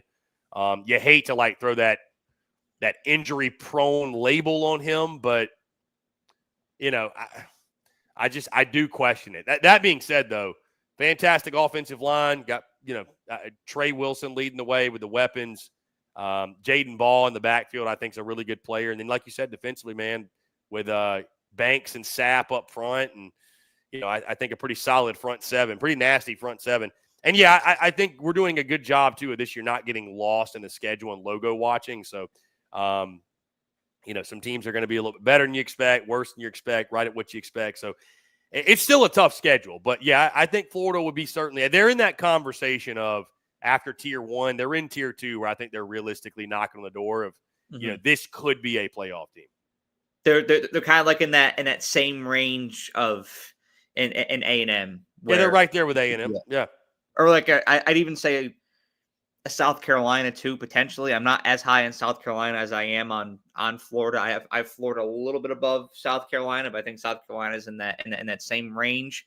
But they're in that conversation where I think that, like you're saying, if health can align, that Dallas Wilson can be healthy for week 1, DJ Lagway as well. Those are big things to track, but you also got to follow those two guys this year too, because if you're experiencing those kinds of injuries in fall camp, are they going to reemerge? Yeah, they're confident, though. I'll tell you that. Talking to my Florida buddies, they're really, really confident. So, and I like their squad too. But yeah, schedule's tough. But I tell you, if you could guarantee me today DJ Lagway's healthy the whole year, I mean, I absolutely think they could be a college football playoff participant, not even contender, but I think they could make it. Oh hell yeah! This team has all the makings up front on both sides. Like I always say, success starts in the trenches, and Florida has it together in the trenches. So this team gets me pumped, and if they can maximize this season, I think their ceiling is 10-2. I expect 9-3, but I think that their ceiling is 10-2. Let's go to the SIP. This is one of my. It almost sounds sacrilegious saying this as an Alabama alum, but this is one of my favorite towns in America, Oxford, Mississippi. God, I love this place. The Grove, the Square, amazing. But looking at Ole Miss last year, I had this feeling. I had high expectations for Ole Miss last year, and when they went 9-3, I was crushed. I really was. I was crushed because my expectations were so much higher for the Rebs.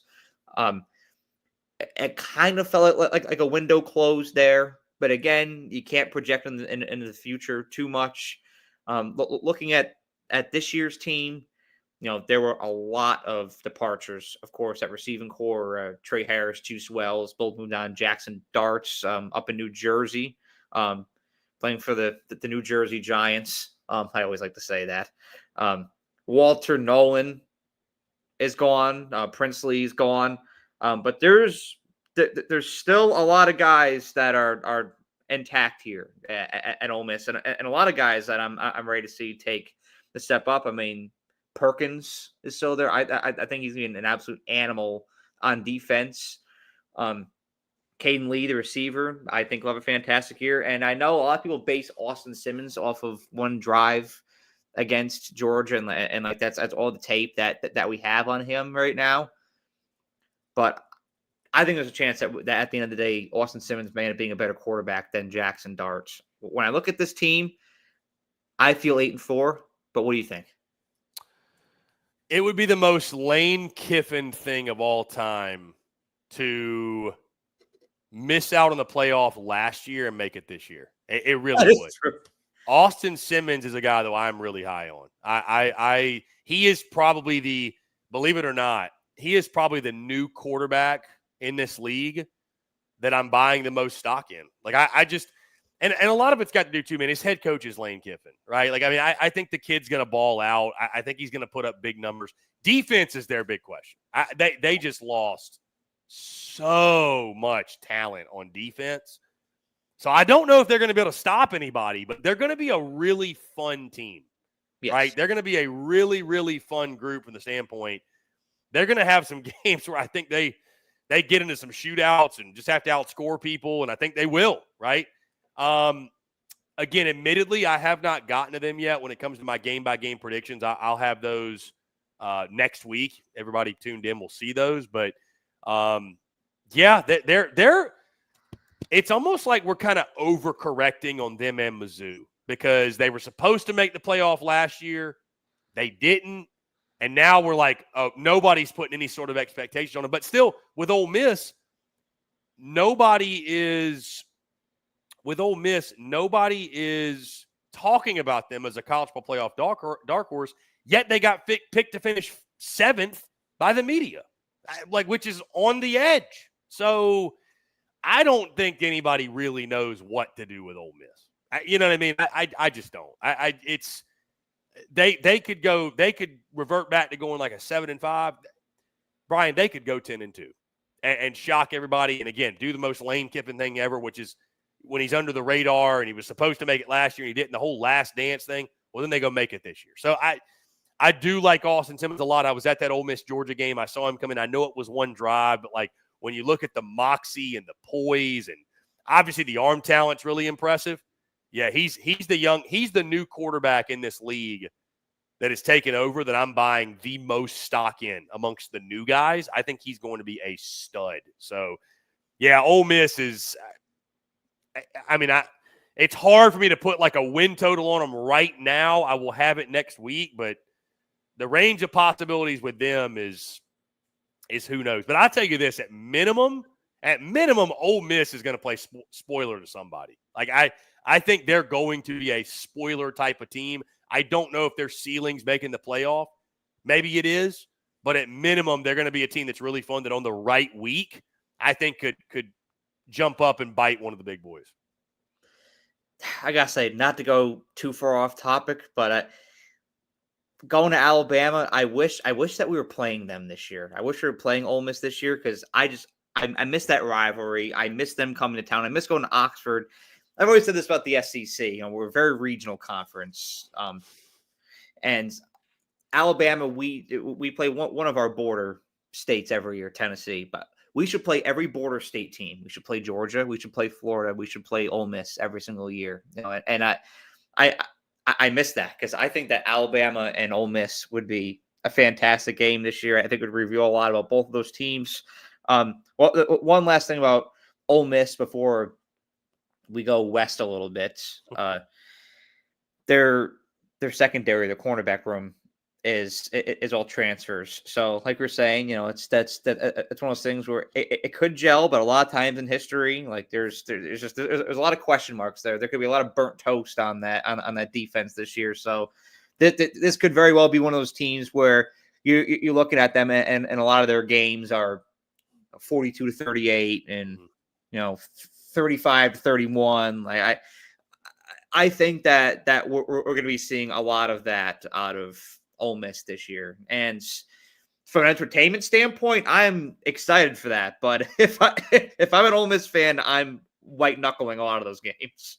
Yeah, it's there's going to be some high scoring ball games. No doubt. I mean, I think, dude, you look at their schedule. I tell you this: the one game I'll guarantee, I think they're going to go into Lexington and beat the ever living hell out of Kentucky. That's fair. I think they're gonna exact some revenge for last year. I think Kiffin will score 100 if he can in that game. But you look at their schedule, man. I mean, you know, LSU at home's a huge opportunity. I mean, here's the thing. The non-conference still works out for them pretty well. Georgia State, Tulane's interesting. Don't sleep on John Summerall, but they got to come to the SIP, like you said. Yeah. Washington State without John Mateer, and then the Citadel. So you should go 4-0 in non-conference. Kentucky, I'm going to give you a dub. Arkansas at home. What are the Hogs, right? LSU, dude, I mean, they might be 4-0 going into that game against LSU. And if they are, buddy, the SIP will be jumping, right? You know, at Georgia is going to be really difficult. At Oklahoma is a big swing game. South Carolina at home's a big swing game. Mm-hmm.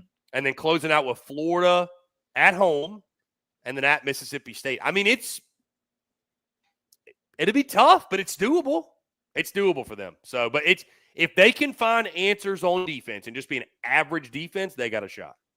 Oh, and that is the biggest thing you hang your hat on. Like we talked about with Alabama earlier, like Ty Simpson's that biggest focal point of how he is going to dictate the flow of that team this year. It's Ole Miss's defense. It's Ole Miss's secondary. If they can be just somewhat of a factor, I like this team a lot because kind of like Georgia, the expectations aren't there. They're not being talked about nearly as much as they were last year. And like I said about Kirby, I think Lane Kiffin likes it that way. And so this is one of those years. There's no expectations, and it's not going to be as stiff there for that reason. And so that's something to be excited about. If you're a Rebs fan, I sure am. Let's go out to Como. Let's talk about these Missouri Tigers, and you know why, Chris? Because nobody else is. So damn it, we're going to. we're going to talk about the Tigers that nobody's talking about. Yeah, MIZ. They're perpetually underrated. Nobody claims them in the conference. SEC fans think they shouldn't be part of the SEC, and yeah, I mean they just keep winning games, man. It's interesting that the lack of respect that they get from the. And I get it. I've drove through Como. I've been to Como. It doesn't maybe have quite the feel of an SEC town. I'm excited. I'm planning on going to a game in Como for the first time ever this season. So a football game there. Yeah, I'm really excited. I want to experience it, man. I really do. And I'm not that far actually from Nashville. It's not as far as you would think. But right? Do what now? It's just like a straight shot, right? Yeah, yeah. I mean, so we passed through it on the way to Omaha. Actually, we stopped by and saw the baseball stadium and everything. So, yeah, Mizzou is in again. I just talked about Ole Miss. It's the same thing on Mizzou. Everybody's just kind of overcorrecting. Like, hey, last year was your year. You didn't make the playoff. Now we're going to forget you exist. That's kind of what's happening. So, I think the quarterback competition is really interesting. Of Bo Prabula and Sam Horn. But Eli Drinkwitz coming out, I think it was today, saying that, like, there's no separation. I mean, you can either look at that one of two ways. Either Sam Horn is, like, battling the hell out of Bo Prabula, and that's a great sign that the quarterback room is loaded with talent, or it's a bad sign that, oops, Bo Prabula ain't as good as we thought he was. Like, I mean, the kid that came from Penn State, I thought he was going to be hands down the starter. It's actually a battle. So, we'll see what happens with there. I think Ahmad Hardy at running back is going to be a really, really good player for them. Who are those answers on the outside at receiver to replace Luther Burden, Theo Weiss? Defensively, I think they'll be solid under Corey Batoon. I do. Here's the thing about them, Brian. Their schedule it's a joke. Like, there's no such thing as an easy SEC schedule. I think Mizzou fans, if they hear me say that, will get upset.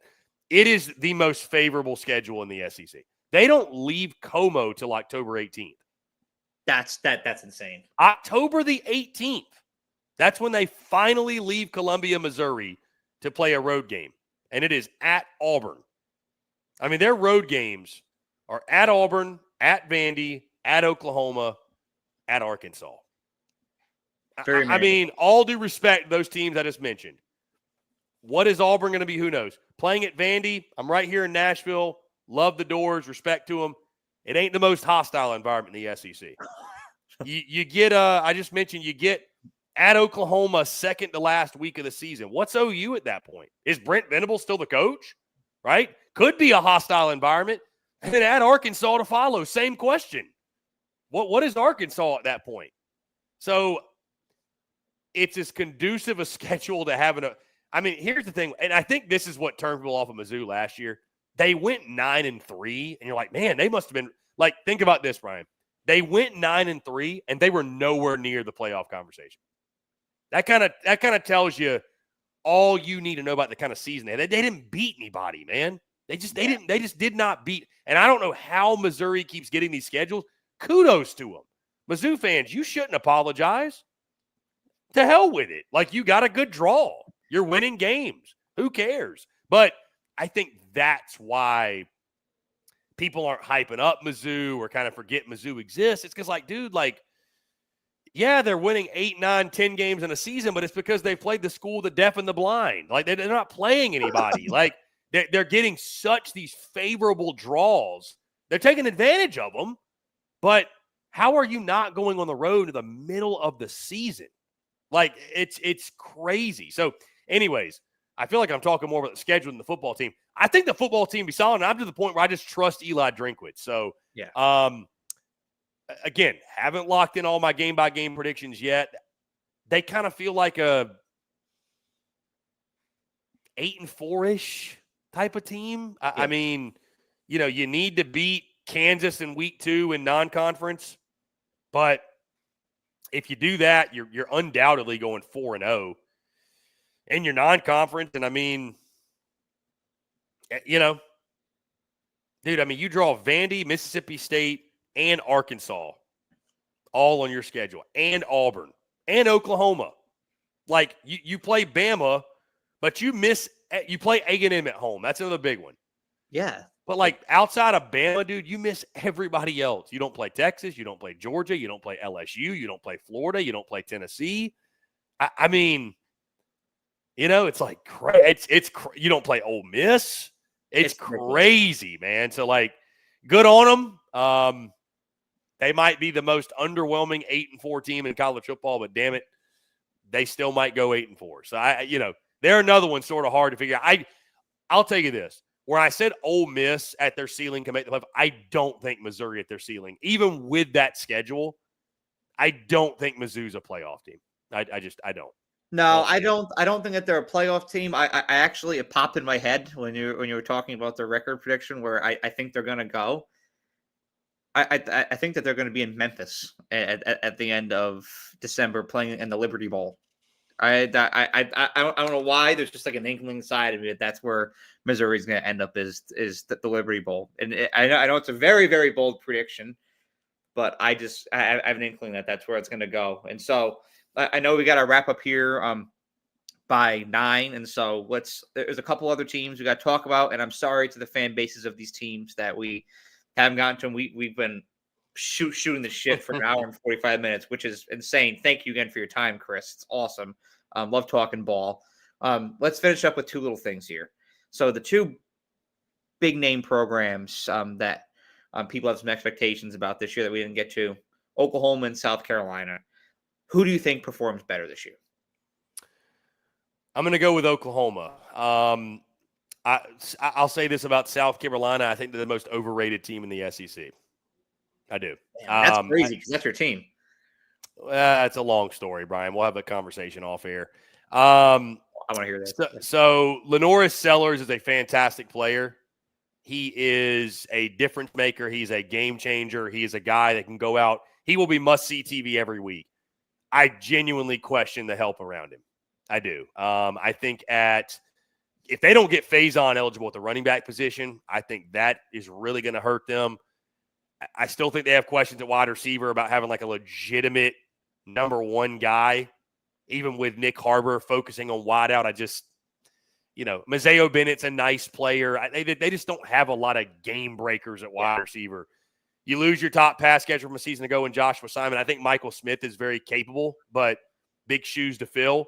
And then where the real losses are, and by the way, the offensive line of scrimmage is a question for them every year.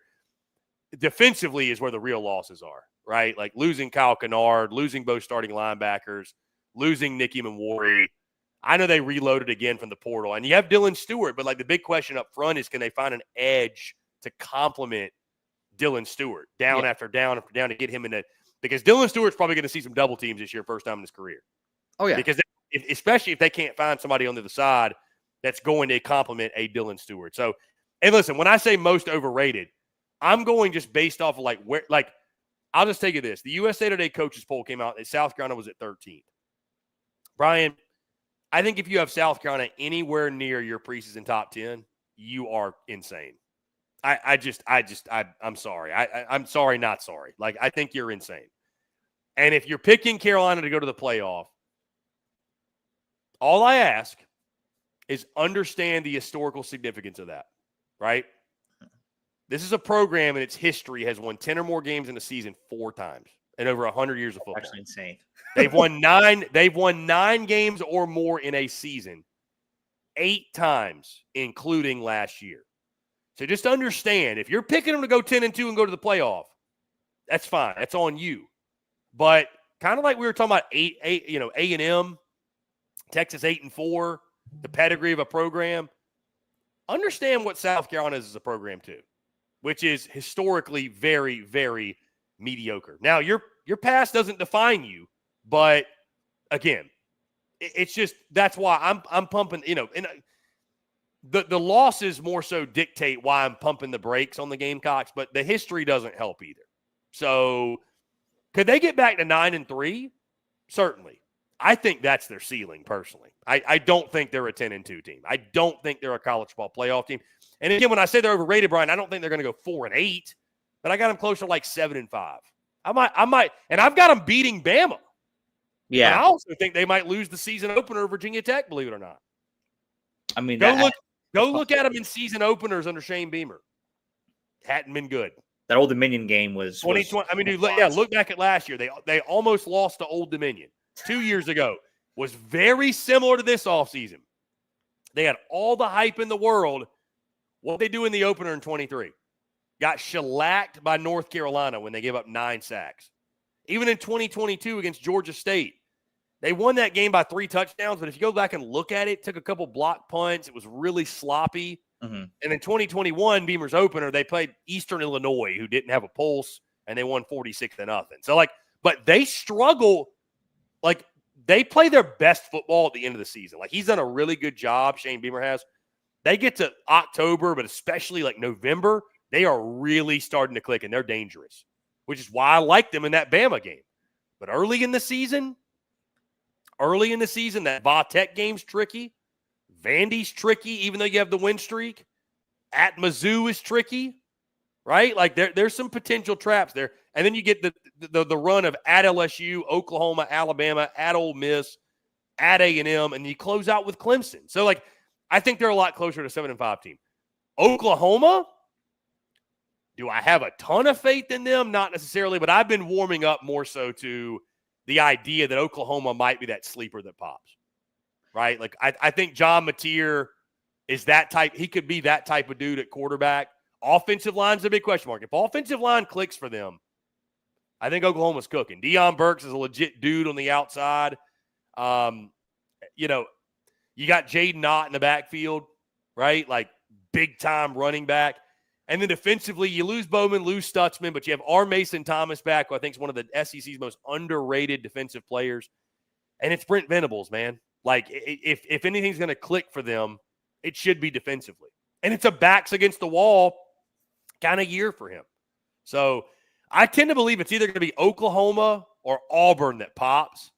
And I got a little bit more faith, I think, in OU right now. So, yeah, between OU and South Carolina, though, give me Oklahoma.